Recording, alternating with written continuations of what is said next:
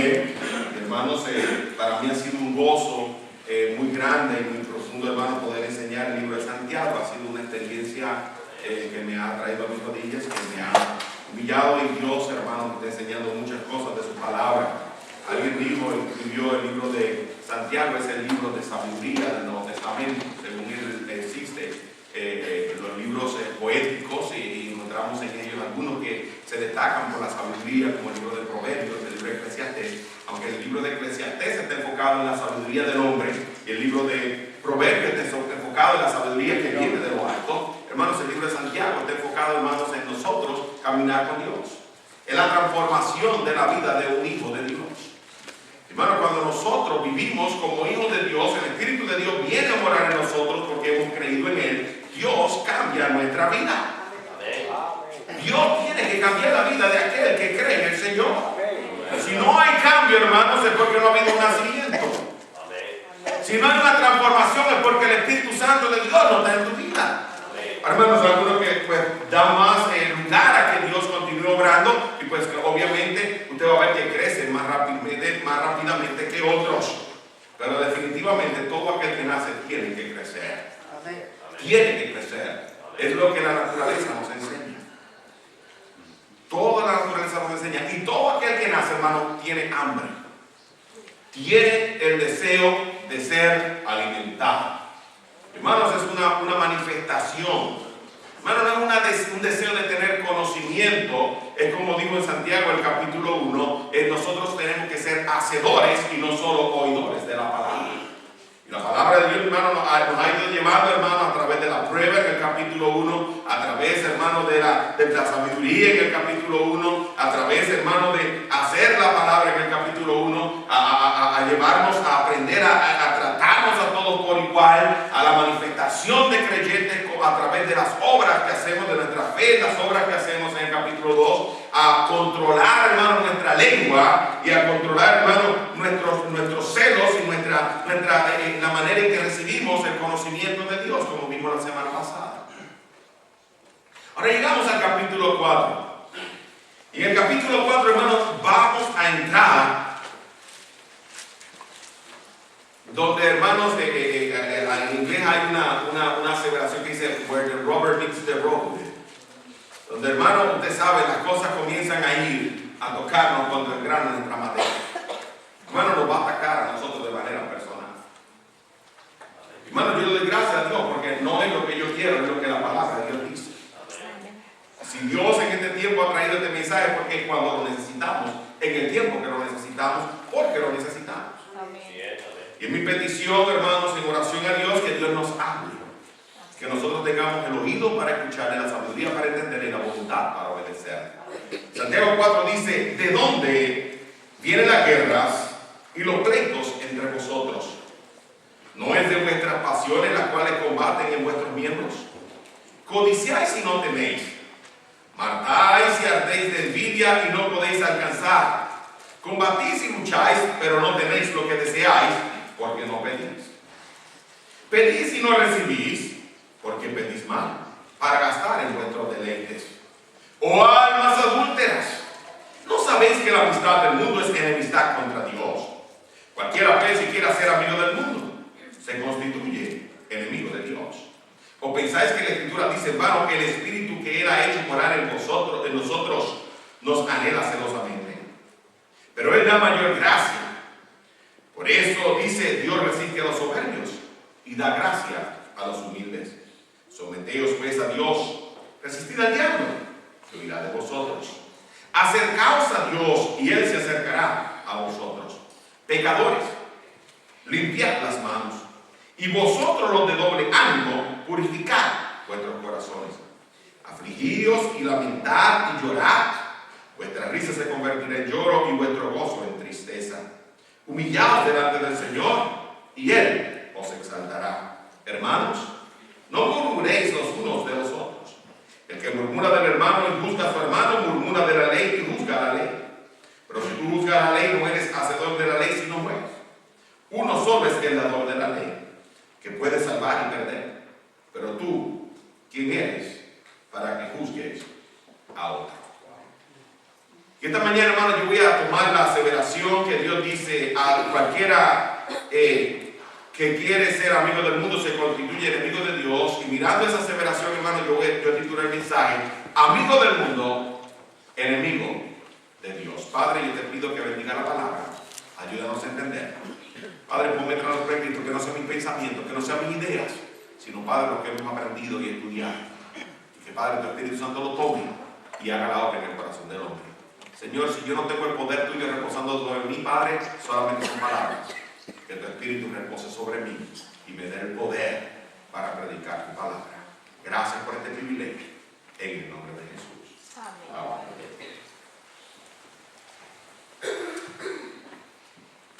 En la mitología griega encontramos la historia de Troya. Ahora, un arqueólogo alemán llamado Heinrich Schliemann, en el año 1870, hizo una excavación y encontró varias ciudades de diferentes épocas que se creen ser Troya. Así que, hermanos, podemos encontrar historia mezclada con mitología. Y usted va a entender por qué, porque le voy a leer un poco de la mitología sin entrar mucho en detalle, para que usted pueda entender y después voy a explicar por qué estoy leyendo esto. Los poemas que describen más bien el tiempo de la Troya y la guerra de Troya y su mitología son los poemas escritos por Homero, que se llama la Ilíada y se llama la Odisea. Pero, hermanos, no tenemos hoy tiempo para narrar toda la historia, pero el problema comenzó cuando el dios griego Zeus usurpó el trono de su padre Cronos. Y de esta manera Zeus, el dios Zeus, se convirtió en el rey de los dioses en la mitología. Por consiguiente, hermano, de hecho, Cronos había destronado a su padre Urano, pero no vamos a entrar en esto. Cuando Zeus se convierte en el rey de los dioses, él escucha una profecía que él a su vez sería destronado por uno de sus hijos. Así que él, entonces, por varias razones, utilizó o pidió a una ninfa que se llamaba Tetis que él se casara con él, hermanos, y con un hombre que era mortal, y ese hombre se llamaba el rey Peleo. Ahora, cuando Tetis y Peleo se casan, dan a luz un hijo que se llama Aquiles. Dice, pastor, me está perdiendo con toda esta historia. Bueno, qué interesante. ¿Quién es calma conmigo? Es interesante. Pero Aquiles, hermano, dice que por conforme a la profecía moriría joven en una batalla que se desafiaría en Troya.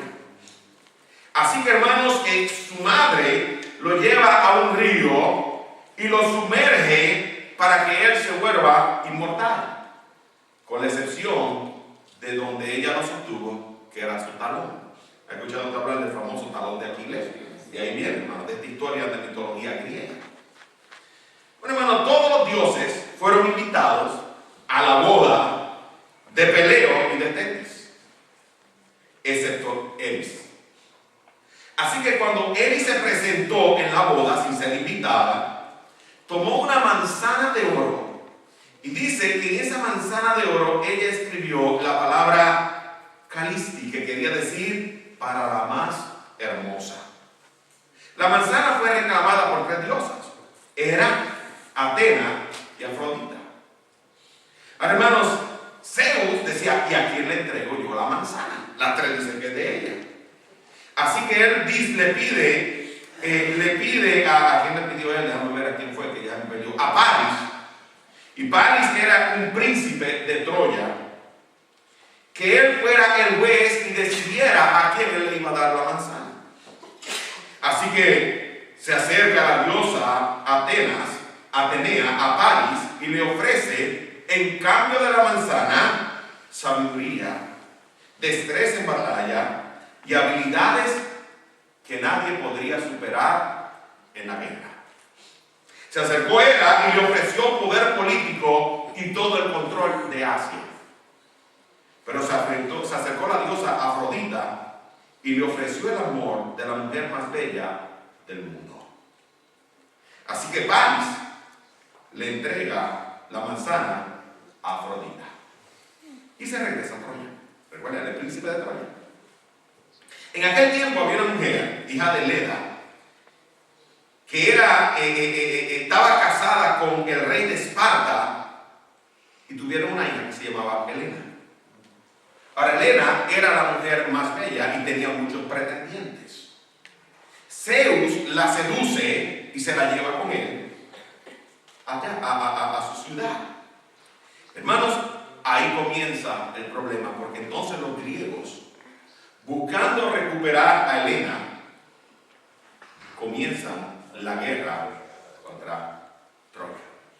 Hermanos, es ahí donde comienza la historia. Ahora te dice, pastor, ¿por qué esta narración?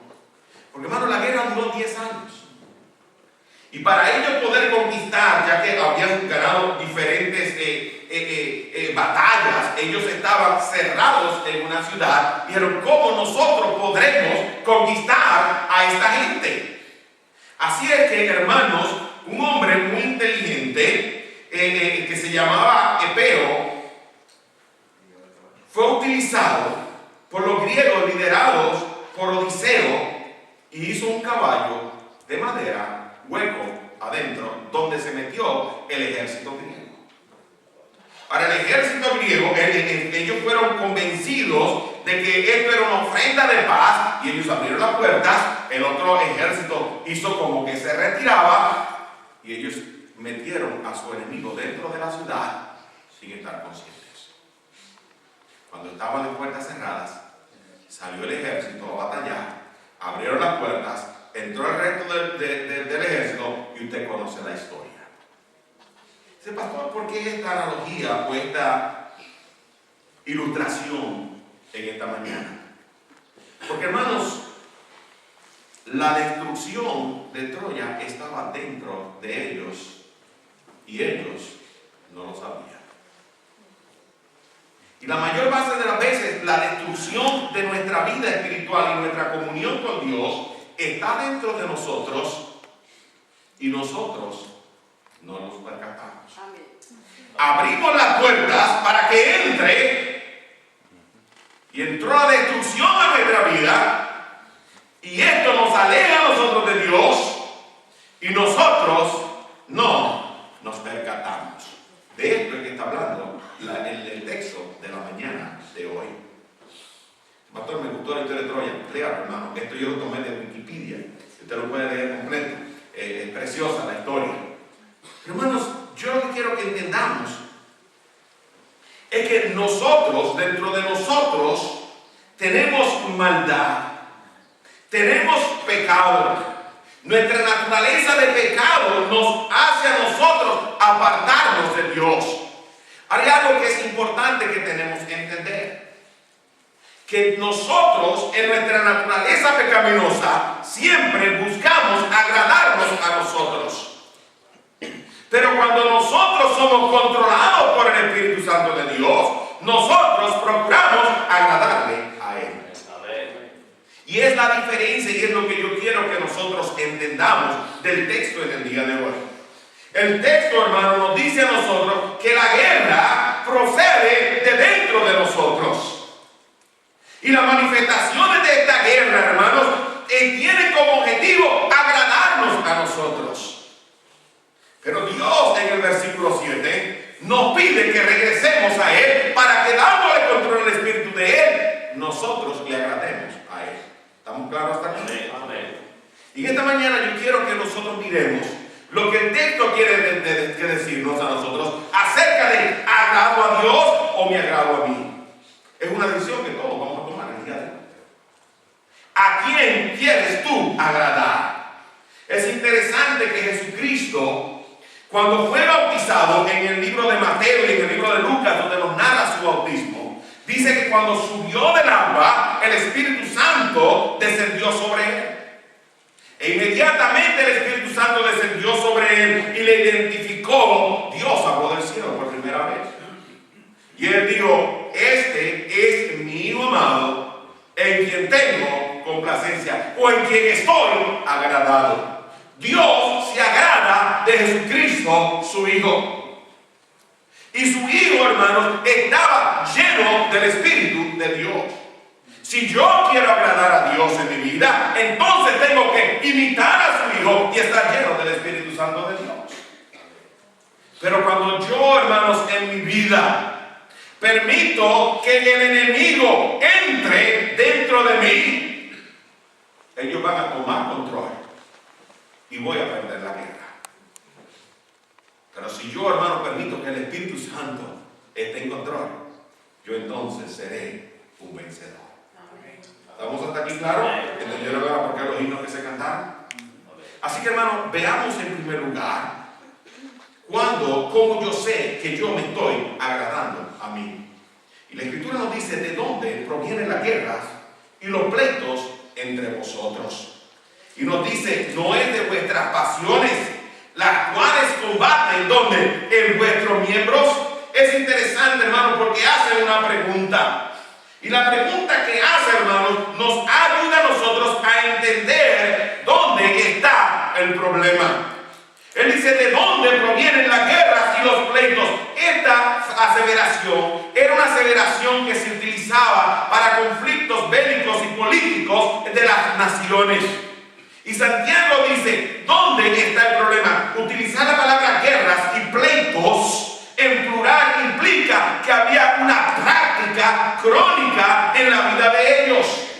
Y dice, ¿dónde suceden los problemas que existen entre vosotros? Estos términos hablaban, hermano, de la hostilidad que existía entre los hermanos. No está hablándole a personas que vienen de afuera, está hablándole a hermanos en la iglesia.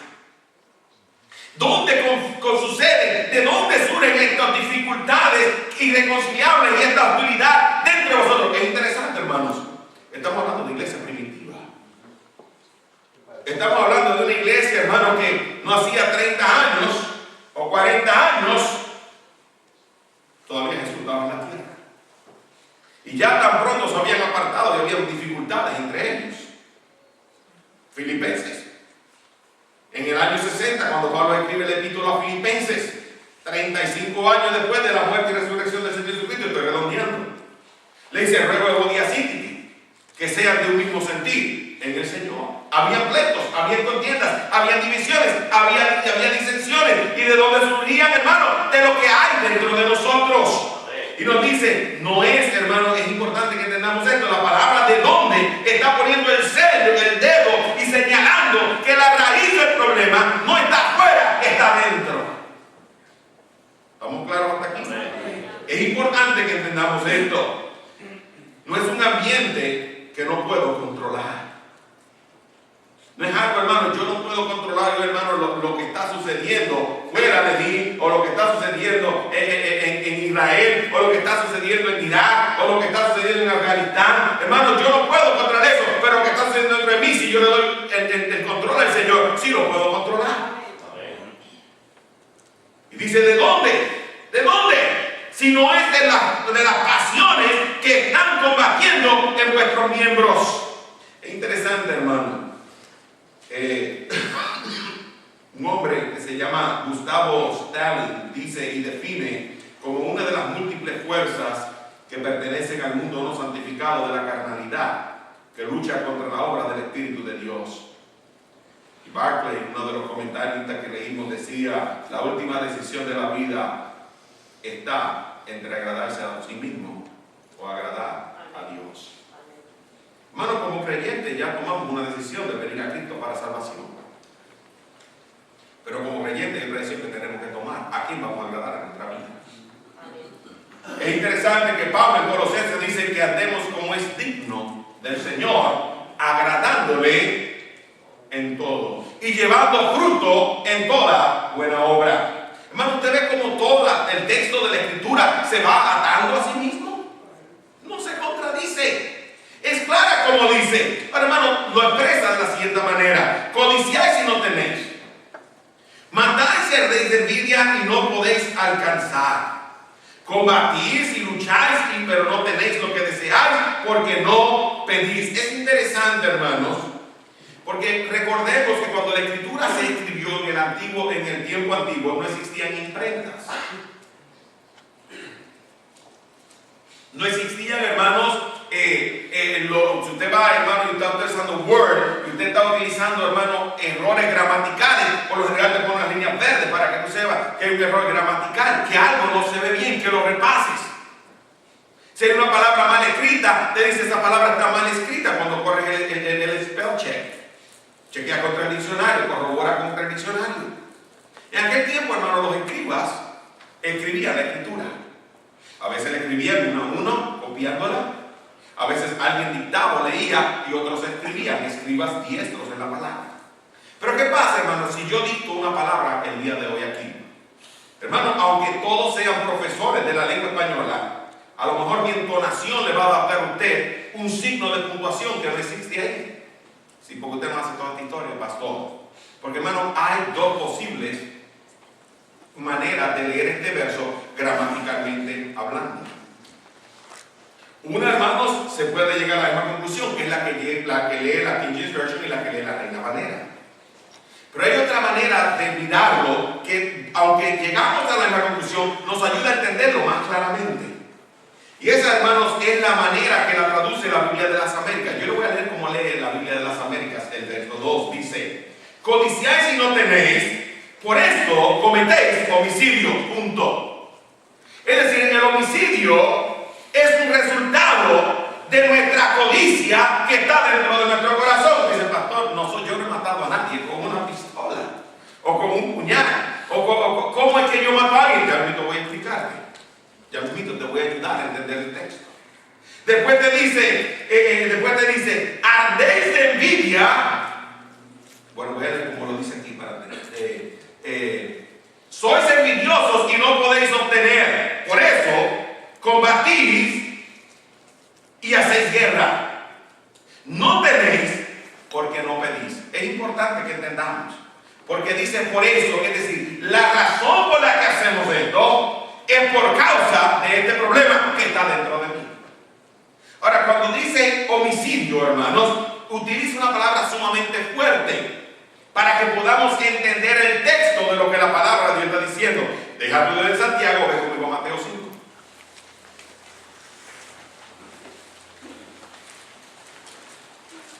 Mateo, el capítulo 5. Deja tu dedo en Santiago, porque vamos a regresar en un minuto. Pero Mateo 5, mira lo que dice el verso 21. Oísteis que fue dicho, ¿quién habla? Jesús. No matarás. Y cualquiera que matare será culpable ¿de qué? De juicio.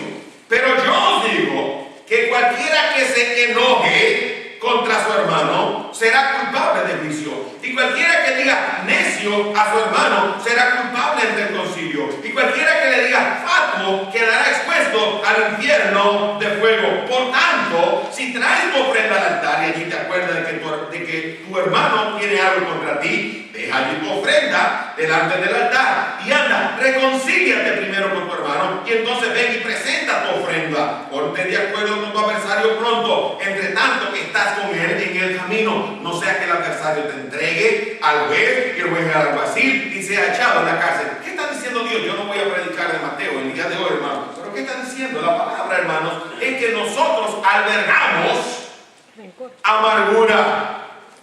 Nosotros albergamos dentro de nosotros, hermanos, odio contra el hermano. Es una palabra fuerte, es la que está usando Dios. Albergamos, hermanos, dificultades y después queremos venir, hermanos, a adorar a Dios en el altar. Y después queremos venir, hermanos, a cantar alabanzas a Dios. Dice, ay, pero yo canté, fui a la iglesia y no me llenó. Hermano, porque tu problema es que no puedes llegar a Dios ante su presencia. Y vamos a mirar eso cuando miremos el resto del texto, si tú tienes un problema con tu hermano. Dios dice que es tan importante tu relación con Él que dejes tu ofrenda allí primero, vaya y te reconcilies. Hermano, para adorar a Dios tenemos que tener pureza en nuestro corazón. No podemos estar albergando, hermano, ningún tipo de raíz de amargura en nuestra vida. No podemos, hermano, tener resentimiento ni odio, ni estar deseando maldad contra mi hermano.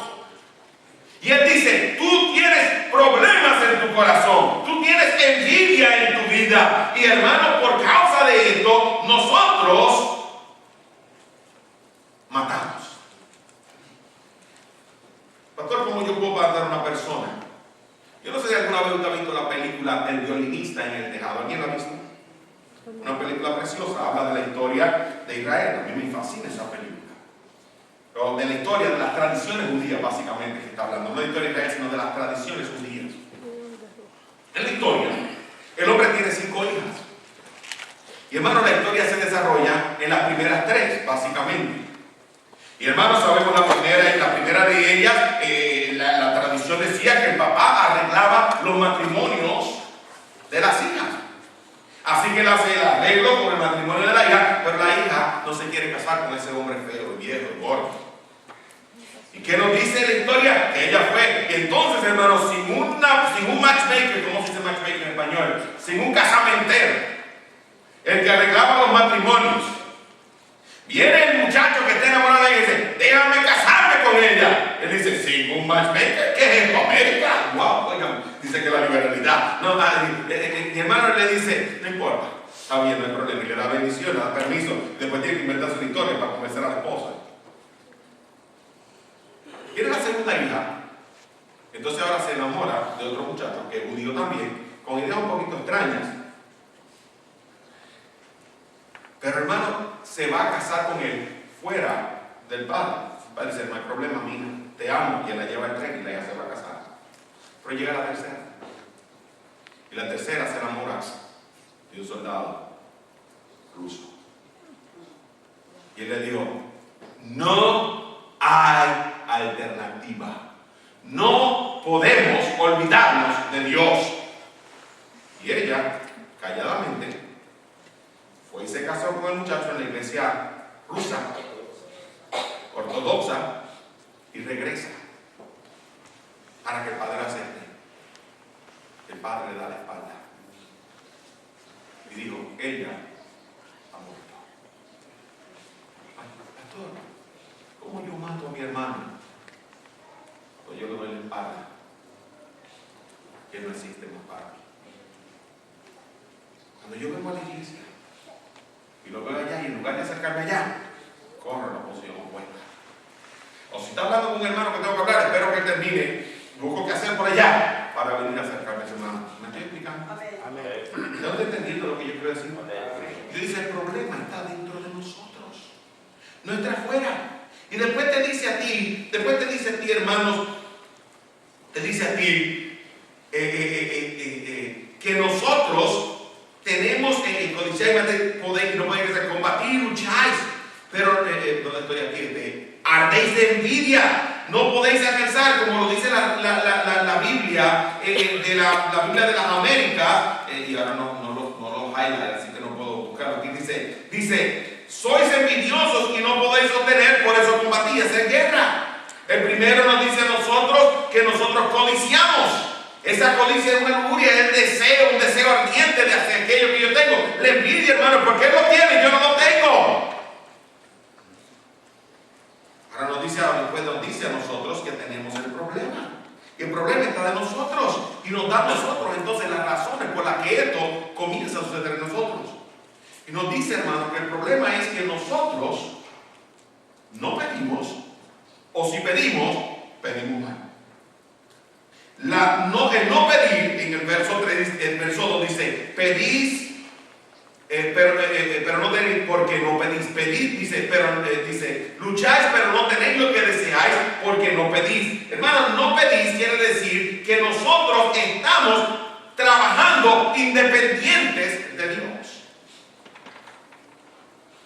El no clamar a Dios, el no ponerme de rodillas, el no, hermano, sujetarme a Dios, estoy diciendo yo soy independiente de Dios. Pero te dice, si pides, aquí entonces encontramos el otro, y no recibe, es porque pide mal. ¿Para gastar en qué? En su deseo. Ahora, hermano, la razón ahora no es independencia, la razón es egoísmo. Sigue siendo el mismo problema. ¿Dónde surge mi independencia de Dios? ¿Dónde, hermanos, surge el hecho de que yo no le estoy dando el control a Dios y quiero tener el control yo? Hermanos, de los problemas que están dentro de mí que yo no quiero enfrentar. Hermanos, problemas que son fáciles de esconder a los ojos de los hombres. Hermanos, si yo voy y robo un banco, todo el mundo lo va a saber. ese problema yo no lo puedo esconder del hombre. Si yo voy, hermanos, y fuera del matrimonio, o fuera voy, hermanos, si un joven va y hace un embarazo a una señorita, y la señorita nace con una barriga, hermano, usted no lo puede esconder.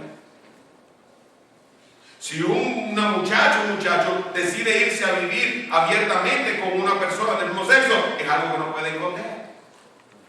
Pero hermano, si yo tengo problemas en mi corazón de orgullo, me puedo manifestar humildemente y puedo poner una máscara sobre mi vida. Si yo tengo un problema de envidia,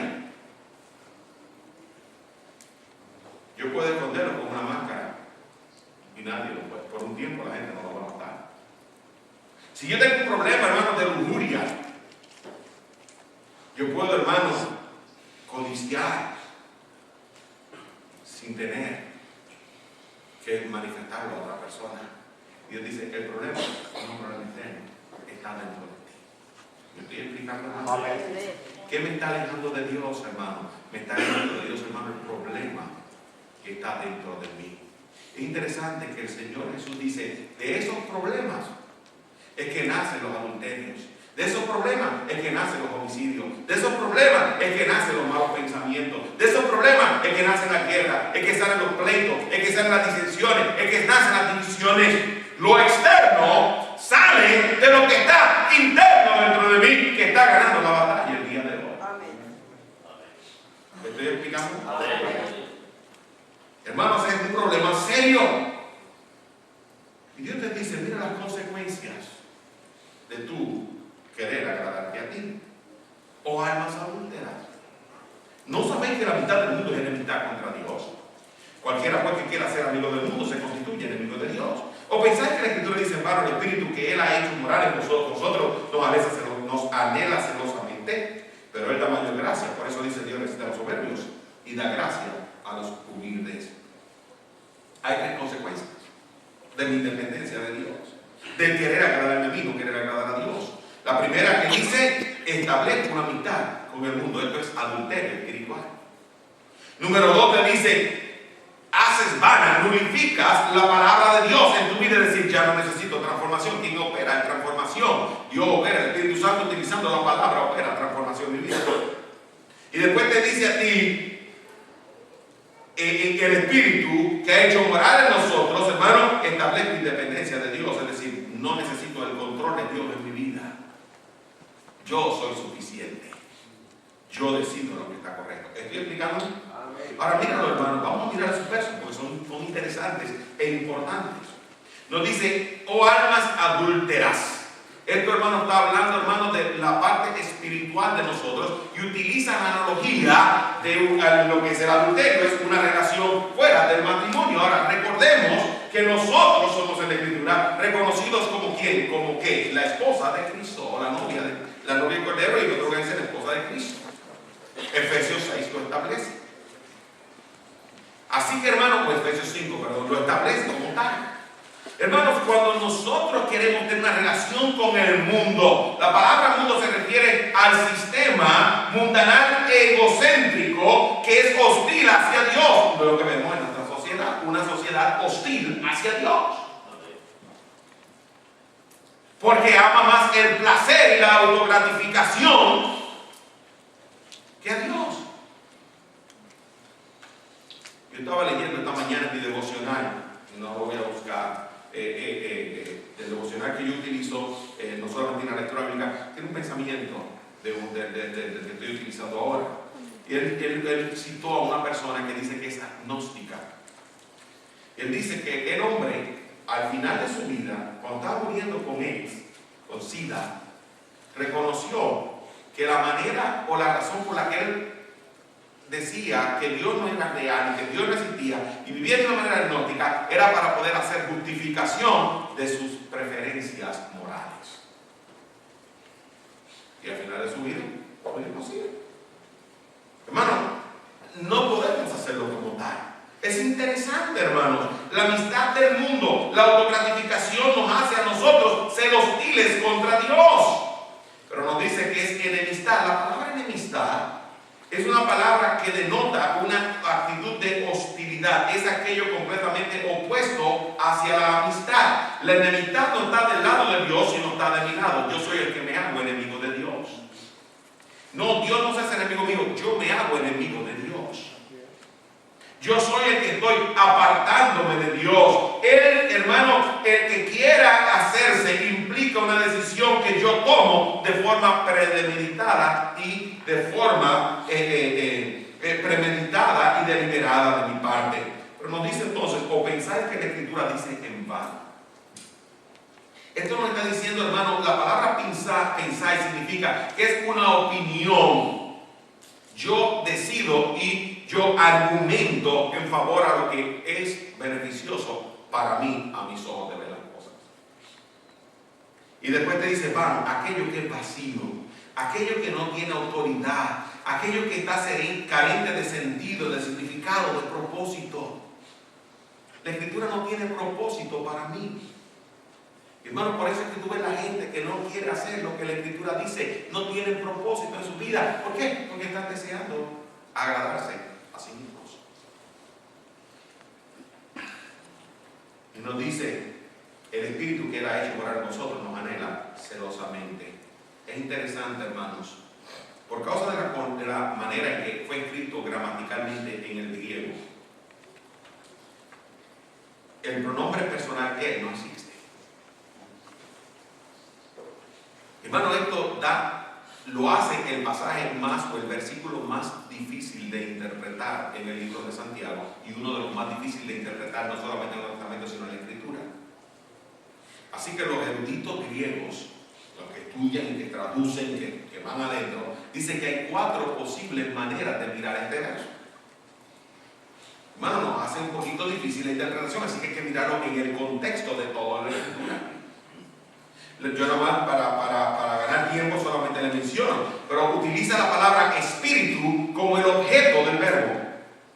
Ahora, si el espíritu es el objeto del verbo y es el espíritu del hombre, aquello que nos hizo a nosotros ser alma viviente, aquello que nos hace a nosotros ser nosotros, decir, nuestro placer, aquello que me hace ser a mí, me anhela, me ata, me ala. Esa es una interpretación muy poco aprobable.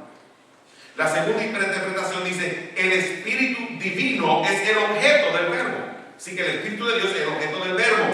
Esta es la traducción que utiliza la Biblia de las Américas. Así que dice, el Espíritu me cela.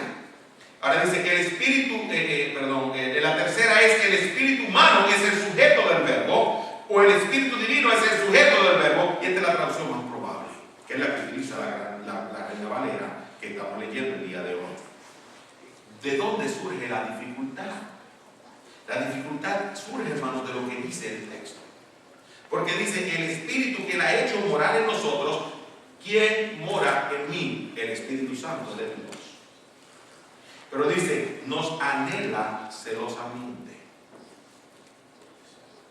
Y hermano, ese anhelo, las palabras griegas, en su connotación por lo general, son de manera pecaminosa. Y tú dices, Dios no puede pecar. Y es ahí por consiguiente es que surge la dificultad de qué es lo que el texto está diciendo. Pues hermano, yo lo voy a simplificar para nosotros.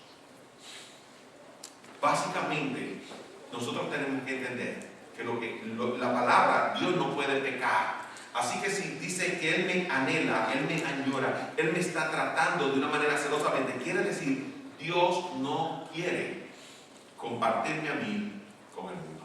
Amén. Dios no quiere compartirme con el mundo. Esa palabra anhelar significa, hermano, tiene un deseo vivo de una relación conmigo. Hermano, tal es el deseo vivo de Dios de tener una relación conmigo, que Cristo vino a morir en la cruz del Calvario. Y ahora su Espíritu Santo viene a morar en mi corazón. Dios ascendió y el Espíritu descendió. Tercera persona de la Trinidad.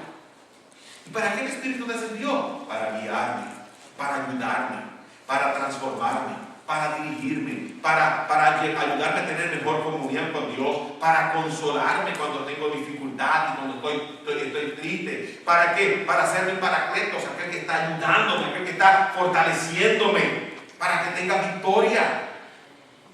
Ahora, hermano, si Él está haciendo eso en mi vida, hermano, Él no quiere que yo me aparte de Él. Él no quiere, hermano, que yo me descarríe. Dios no quiere, hermano, compartirme a mí como el mundo. Por eso utilizó la palabra, o almas que adúlteras. Si tú quieres vivir conmigo, entonces tú estás diciendo, estás declarándome a mí enemistad. No quiere ser, el amigo está tomando una actitud hostil hacia mi persona. Es interesante, hermano, que cuando nosotros estamos viviendo en pecado, el mensaje nos molesta. Y vemos cosas donde no están. Y nos ofendemos con personas que no tienen ni siquiera en la mente a nuestra vida cuando hacen una aseveración o hacen algo. Tú eres la persona más lejos que está en tu mente, pero tú ves lo que no está en tu vida. Pero cuando Dios, hermano, regresas a una comunión con Dios, entonces dices, wow, qué mal estaba yo. ¿Me estoy explicando? ¿Puede entender lo que está diciendo la Escritura? Y hermano, es importante que lo entendamos. Después te dice que Él resiste al soberbio y da gracia al humilde. Yo no voy a buscarlo, pero en Proverbios 3:34 la Escritura claramente nos dice que Él exalta a aquel que es humilde, que Él da gracia, que Él obra en el corazón de aquella persona que es humilde. Y la palabra resistir significa Dios confronta, Dios hace batalla contra aquel que es orgulloso y es arrogante. Amén. Pero Dios, hermano, se mueve en favor de aquel que se humilla. El salmista David en el Salmo 51 dijo: al espíritu contrito y humillado no despreciarás tú, oh Jehová. Amén. ¿Me estoy explicando? Amén. Así que cuando estamos agradándonos a nosotros, hay manifestaciones en nuestra vida. Pero lo que es precioso, hermano, es lo que comienza a decir en el verso 7. Entonces la segunda parte es mucho más corta. Porque en el verso 7 Dios nos dice: someter. Ahora es importante que entendamos esa aseveración. Porque, hermano, el llamado que Dios está haciendo es un llamado a que nosotros recapacitemos, reconozcamos y regresemos. Si usted lo piensa, el mismo llamado que Él hace en Apocalipsis 2. Recuerda y regresa y repite. Cuando nos dice a nosotros en Apocalipsis 2 que dice: tengo contra ti que has dejado tu primer amor, por tanto recuerda donde has caído, arrepiéntete y haz las primeras obras. Así que tú tienes que recordar, arrepentirte, regresar, dar marcha atrás y repetir. Así que Dios nos dice a nosotros, es un llamado a regresar a Él. Y nos dice a nosotros cómo regresamos. Nos da la dirección, hermano, en el versículo 7. Nos dice: someteos pues a Dios, resistir al diablo y huirá de vosotros. ¿Tú sabes lo que está diciendo, hermano? Está diciendo, si nosotros queremos dejar de agradarnos a nosotros mismos y queremos comenzar a agradar a Dios y a dejar que el Espíritu de Dios nos dirija y nos controle a nosotros, tenemos que hacer dos cosas: someternos y resistir. Ahora, someterse, hermanos, es un verbo muy interesante. Es un verbo compuesto. Es el verbo hupotagete. La palabra hupo significa bajo, estar debajo. Y la palabra gete viene de la palabra tazo, que significa orden, lugar, estación. Es decir, someterse significa: yo me voy a poner en el orden bajo de Dios. Yo me voy a poner en la estación bajo de Dios. Es, hermano, un término que los militares utilizaban para decir: yo soy el capitán y tú estás bajo mis órdenes.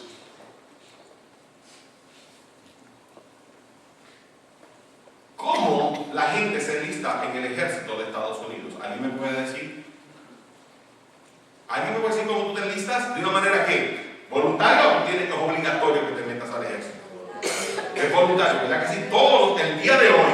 al día de hoy, no estoy diciendo en los tiempos pasados, en las guerras diferentes, pero el día de hoy, todos los soldados del ejército de Estados Unidos se enlistan de manera voluntaria.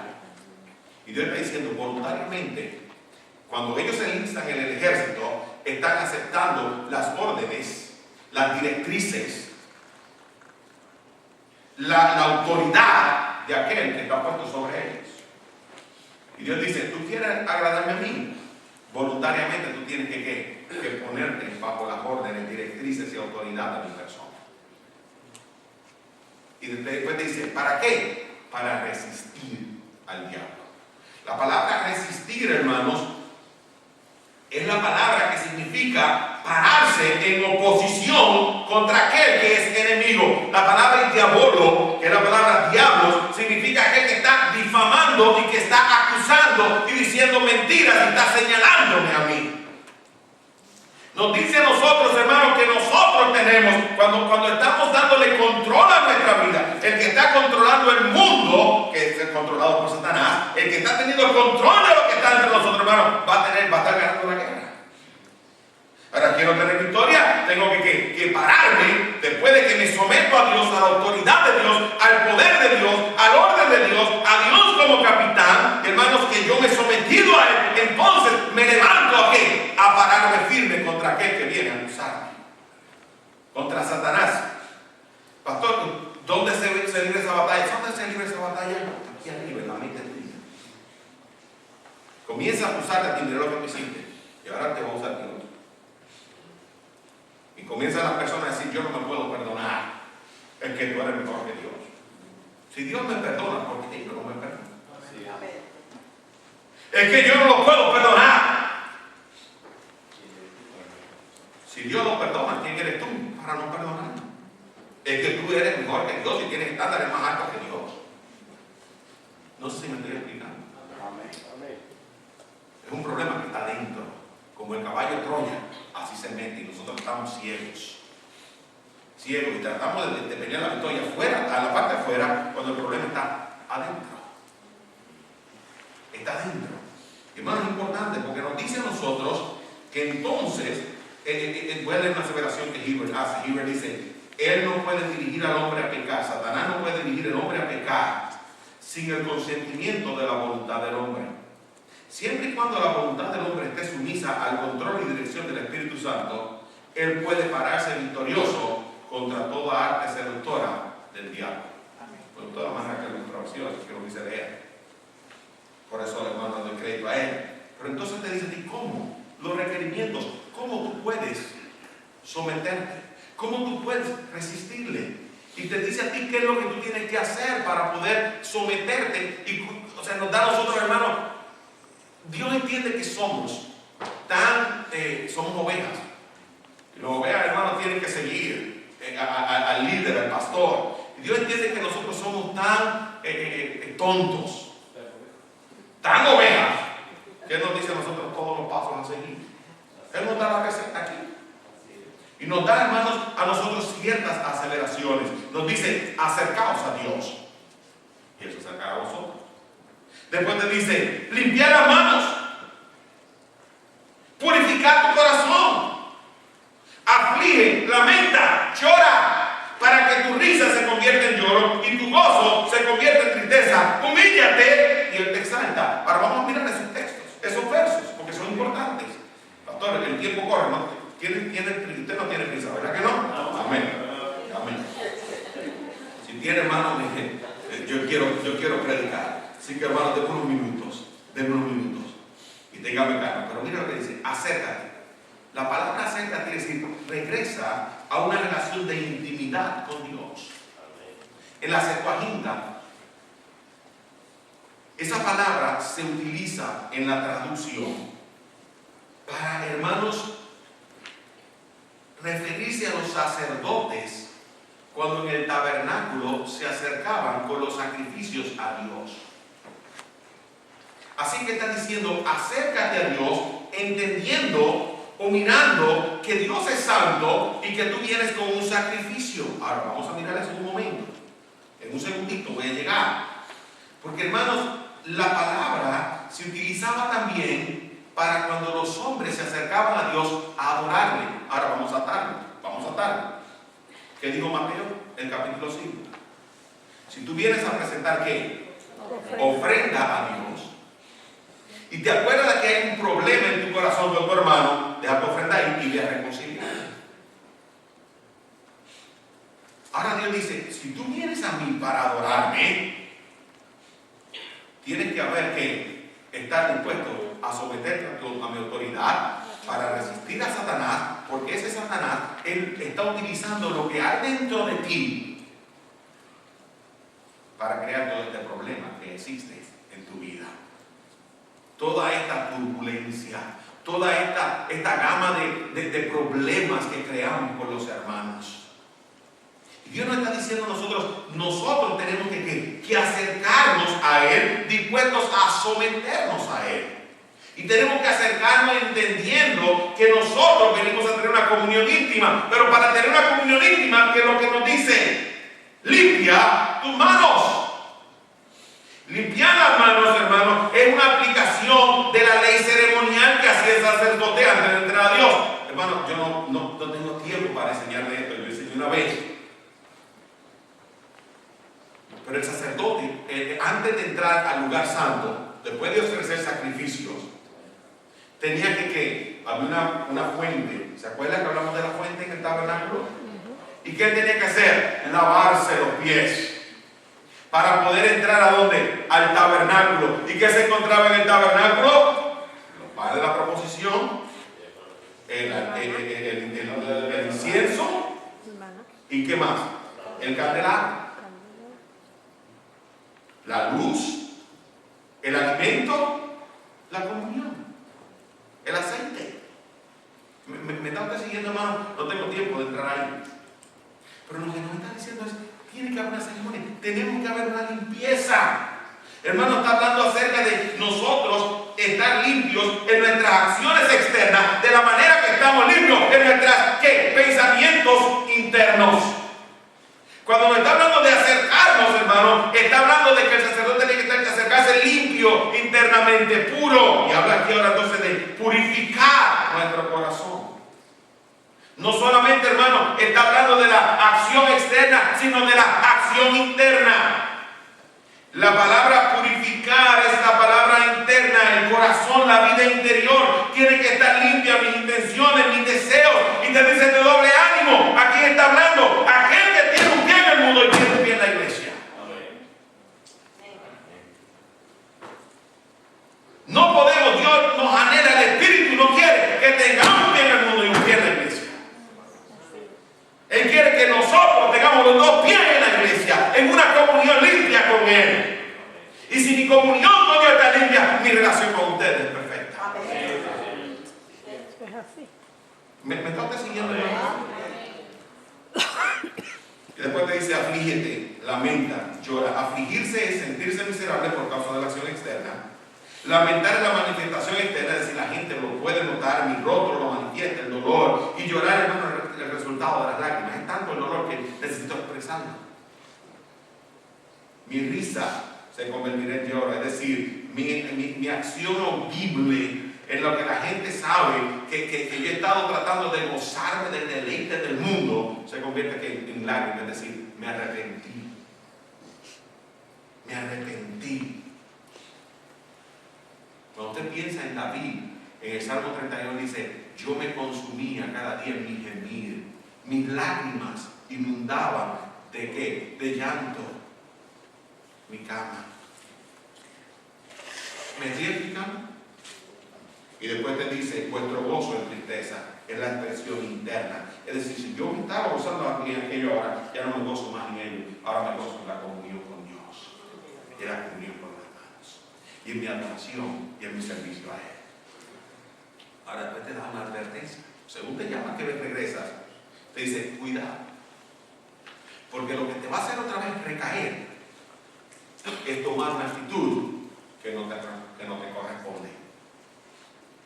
Cuando nosotros volvemos a recaer, el versículo 11 y 12 nos dice, hermanos, no murmuréis los unos con los otros. Ahora, la murmuración es la manifestación de que nosotros estamos usurpando la posición de Dios. ¿Cuál es la posición de Dios? Dice, el que murmura del hermano está que juzgando al hermano. Pero si tú juzgas a la ley, no eres hacedor de la ley, sino juez. Uno solo es el dador de la ley que puede salvar y perder. Pero tú, ¿quién eres para que juzgue a otro? Está diciendo dos cosas importantes que voy a cerrar. Dios es el que hace la ley. Pero Dios también es el que hace valer o cumplir la ley. Cuando yo y en ese mentir, en esa razón, no solamente Dios es el que hace la ley en nuestro país, las leyes las hace el Senado y los legisladores. Es decir, no solamente el legislador de la ley, él es el juez es el que interpreta en la corte la ley que escribieron los legisladores. Pues hermano, con Dios no hay ningún tipo de dificultad. Porque en nuestra sociedad, los legisladores hicieron una ley, pero hay 20,000 interpretaciones, por eso va donde el juez. Y el juez, hermano, cuando interpreta la ley, tiene fuerza de ley. Lo que él interpreta es como si fuera lo que fue escrito. Pero hermano, lamentablemente uno escribe y uno interpreta. Pero no es así con Dios. El que le escribe es el que le interpreta. Y cuando nosotros estamos tratando de interpretar la ley, en la medida que estamos juzgando al hermano, y la manifestación de que estamos juzgando es cuando nosotros estamos murmurando, estamos tratando, la palabra murmuración, hermanos, la palabra es hablar con intenciones de nosotros manchar, con intenciones de nosotros difamar, con intenciones de nosotros señalar las dificultades y los problemas de esa persona para nosotros opacar sus cualidades y habilidades. Amén. Esa es la palabra murmurar. Cuando nosotros estamos murmurando, estamos diciendo que estamos haciéndonos iguales a Dios. O estamos buscando lo que nosotros no conocemos. Estamos buscando las intenciones de otra persona y solamente uno conoce las intenciones del corazón del hombre. Aparte del espíritu del hombre que mora en él, Dios conoce las intenciones del corazón del hombre. Recuerden que cuando dice, y él no tenía necesidad que nadie le dijese lo que había en el hombre, porque él sabía lo que había en el corazón del hombre. Él sabía las intenciones del corazón del hombre. Y él conoce tus intenciones y mis intenciones. Pero a medida que nosotros comenzamos a murmurar, ¿qué comenzamos a hacer? Abrir la puerta para que el caballo de Troya vuelva a entrar. Y estamos abriendo la puerta. Entra. Oh, todo se ve bien. Es una ofrenda de paz. No, hermano, una ofrenda de destrucción. Satanás lo pinta tan bonito y lo presenta tan precioso. Y nosotros, hermanos, tan hospitalarios. Pero abrimos el corazón para ser hospitalarios con aquello que nos conviene. La pregunta que yo te quiero hacer a ti esta mañana es: ¿eres tu amigo de Dios o enemigo de Dios? ¿A quién quieres agradar? ¿A ti o a Dios? ¿Cómo vas a vivir tu vida? Yo te llamo esta mañana a regresar, a humillarte, a someterte, a resistir, para que tengas victoria, para que andes como el tipo del Señor, agradando en todo, como se seguro no hay. Que el Señor nos ayude y tenga misericordia de nosotros, porque estamos muy faltos y muy lejos de nuestro Dios, porque es muy bonito, Elena es preciosa, el mundo es precioso. Cuidado con Elena. Padre, ayúdame.